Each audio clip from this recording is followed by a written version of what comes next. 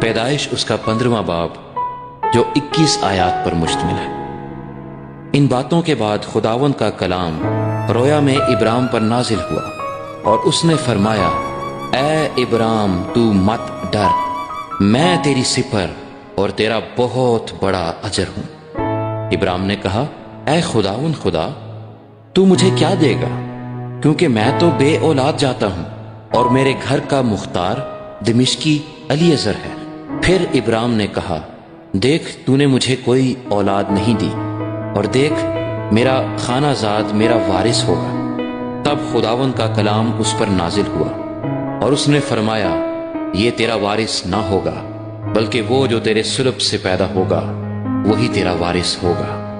اور وہ اس کو باہر لے گیا اور کہا کہ اب آسمان کی طرف نگاہ کر، اور اگر تو ستاروں کو گن سکتا ہے تو گن، اور اس سے کہا کہ تیری اولاد ایسی ہی ہوگی۔ اور وہ خداوند پر ایمان لایا اور اسے اس نے اس کے حق میں راست بازی شمار کیا۔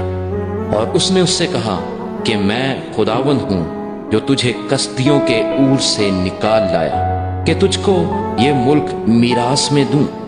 اور اس نے کہا، اے خداوند خدا، میں کیوں کر جانوں کہ میں اس کا وارث ہوں گا؟ اس نے اس سے کہا کہ میرے لیے 3 برس کی ایک بچیا اور 3 برس کی ایک بکری اور 3 برس کا ایک مینڈھا اور ایک کمری اور ایک کبوتر کا بچہ لے۔ اس نے ان سبوں کو لیا اور ان کو بیچ سے 2 ٹکڑے کیا، اور ہر ٹکڑے کو اس کے ساتھ کے دوسرے ٹکڑے کے مقابل رکھا، مگر پرندوں کے ٹکڑے نہ کیے۔ تب شکاری پرندے ان ٹکڑوں پر جھپٹنے لگے، پر ابرام ان کو ہنکاتا رہا۔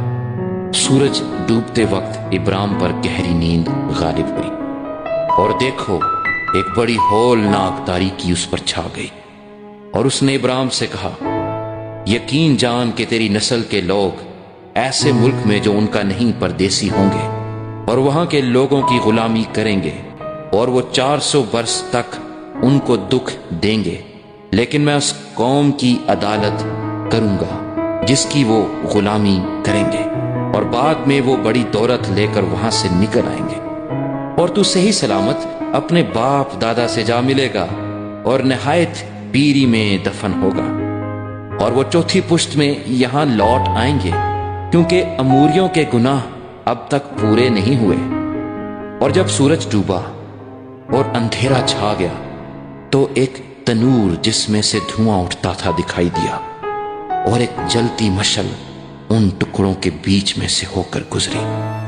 اسی روز خداوند نے ابراہیم سے عہد کیا اور فرمایا کہ یہ ملک دریائے مصر سے لے کر اس بڑے دریا یعنی دریائے فرات تک، کینیوں اور کنیزیوں اور قدمونیوں اور ہتیوں اور فرزیوں اور رفائیم اور اموریوں اور کنانیوں اور جرجاسیوں اور یبوسیوں سمیت میں نے تیری اولاد کو دیا ہے۔